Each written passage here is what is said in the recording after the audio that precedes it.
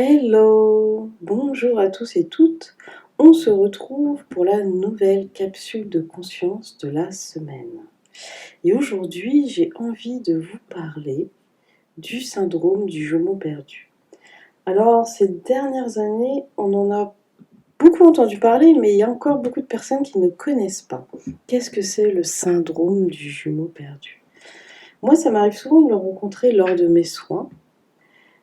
Et souvent, la personne ressent comme un manque, le fait qu'il lui manque quelqu'un ou quelque chose pour se sentir complète.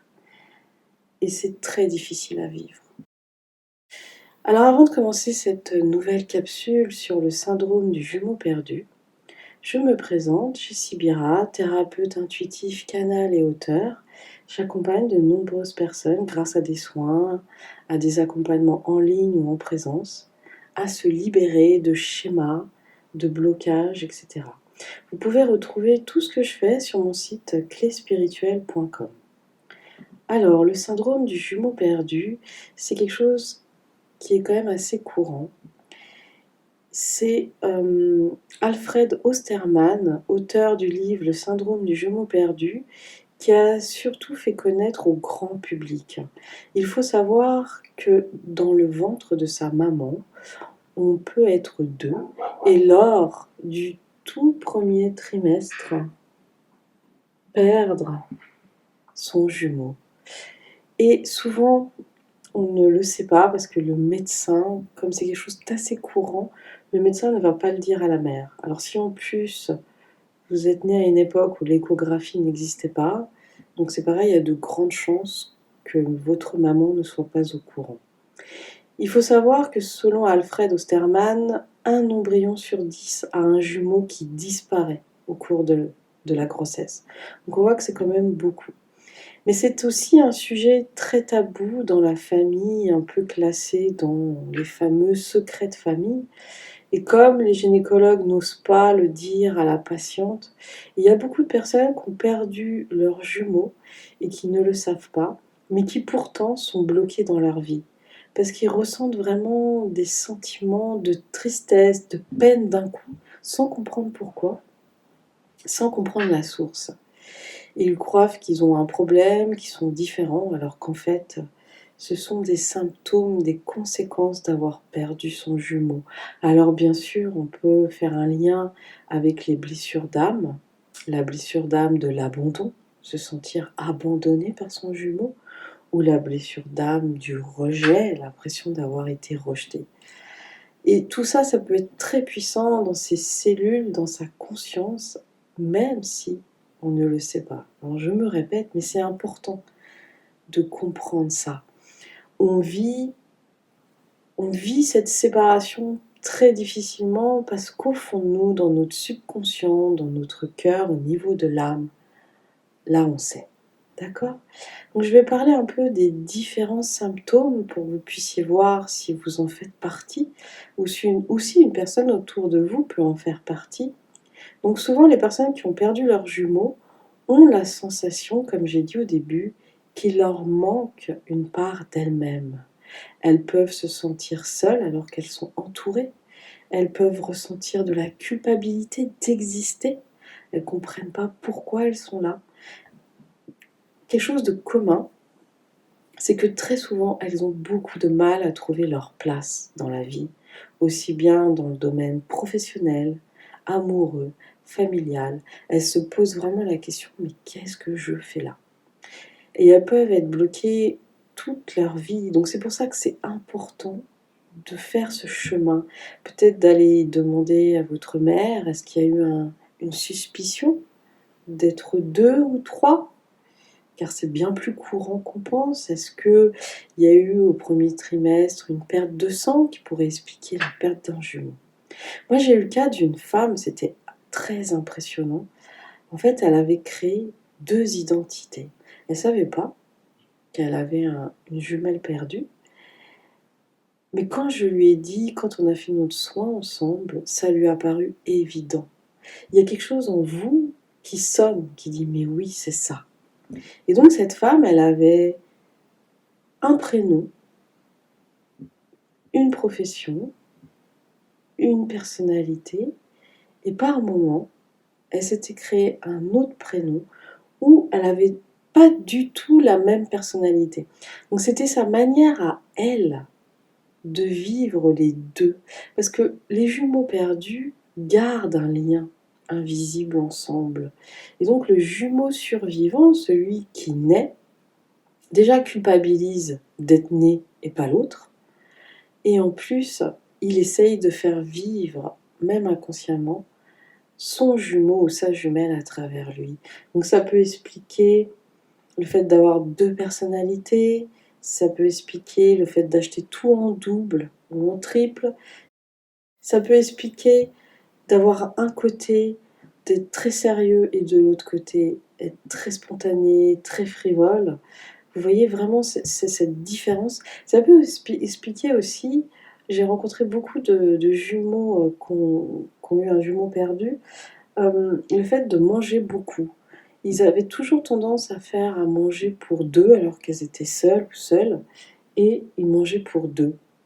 Ça veut dire qu'à travers soi, on recherche à faire vivre l'autre. Et ça, rien qu'avec ces mots, si c'est votre cas, si vous avez perdu un jumeau, ça peut déjà résonner en vous, tout ce que je vous dis. On cherche à faire vivre l'autre par soi-même, ok? Et ça, il faut en prendre conscience, car il y a tout un travail à faire pour libérer ce lien que j'appelle un lien de souffrance pour pouvoir créer un lien d'amour où les deux vous soyez libres et entiers. Alors voici un petit peu une liste que vous pouvez ressentir si vous avez perdu votre jumeau. Vous pouvez ressentir un manque, un vide, de la nostalgie, la peur de mourir, de la boulimie ou de l'anorexie. L'anorexie, c'est vouloir disparaître, hein, se dire mais pourquoi moi et pas l'autre. Un mal-être, de la tristesse ou des colères inexpliquées. Donc là, vraiment, ça vous tombe dessus, mais d'un coup, vous pouvez rien y faire et vous ne savez pas d'où ça vient. Une grande difficulté à trouver votre place, votre vocation, et surtout la sensation d'être incomplet. D'accord? C'est très puissant cette sensation d'être incomplet et de se dire mais il me manque quelqu'un. C'est un peu aussi ceux qui recherchent beaucoup leur âme sœur. En fait, c'est leurs jumeaux qu'elles recherchent, ces personnes-là. Okay. Il y a aussi souvent ceux qui ont des jumeaux perdus, des aptitudes extrasensorielles, vraiment souvent des médiums, ceux qui ont une connexion avec l'au-delà. Et c'est normal parce qu'ils ont toujours cette connexion avec leur jumeau perdu, qui est lui dans l'astral, qui est lui de l'autre côté. D'accord? Donc afin que ces personnes qui puissent, puissent être heureuses, puissent retrouver leur complétude, être complet, déjà de mettre le doigt dessus. Ok, je pense que j'ai eu un jumeau perdu. Donc, bien sûr, questionner la famille, et si c'est pas possible, on le sait au fond de soi. Peut-être commencer à dialoguer avec ce jumeau perdu, lui parler, lui expliquer qu'elle nous manque, et commencer comme ça à remplacer ce lien en conscience et d'amour. Ça va permettre à votre jumeau de se libérer parce que souvent, le jumeau perdu reste en lien avec nous parce qu'il ne souhaite pas nous voir tristes, il ne souhaite pas réellement nous abandonner. C'est souvent des accords d'âme, bien avant l'incarnation, qu'on a fait ensemble.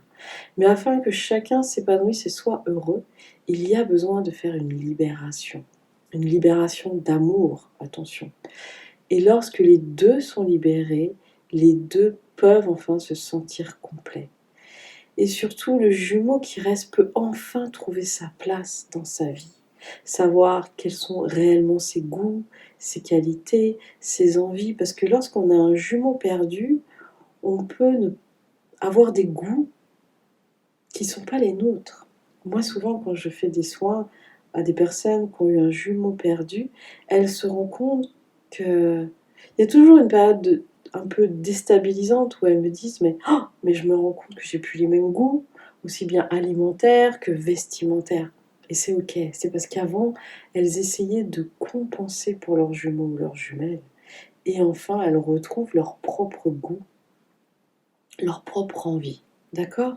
Donc c'est vraiment une restructuration complète de la personnalité et de la vie lorsqu'on peut se libérer, voilà, son jumeau ou sa jumelle. Et souvent, on a vraiment des transformations assez incroyables et on peut vivre une expérience d'amour entre notre jumeau ou notre jumelle. C'est-à-dire que notre jumeau, notre jumelle se transforme comme un guide, se transforme comme quelqu'un qui va nous guider toute notre vie, mais d'une manière cette fois lumineuse et plus souffrante. Parce que tant qu'on n'a pas mis de la lumière et de l'amour sur ce qui s'est passé, eh ben, il reste de la souffrance, de l'incompréhension. Voilà. Je pense que j'ai fait un petit peu le tour de ce sujet qui est très important, qui j'espère va vous plaire. Si vous avez des questions, bien sûr, n'hésitez pas à me les poser en commentaire. Et sachez qu'il existe de nombreuses thérapies pour se rendre compte. Pour cette rencontre avec ce jumeau, on a l'hypnose, on a je vais peut-être mal le dire, le rebirth, je ne sais pas trop le dire, là, ces exercices de respiration. Vous avez tous les thérapeutes qui ont ce lien comme ça avec l'âme et l'énergétique. Donc n'hésitez pas à faire vos propres recherches, à vous écouter vous. Vous avez la réponse en vous. Et si vous avez besoin, à me contacter sur mon site clespirituelle.com. À bientôt!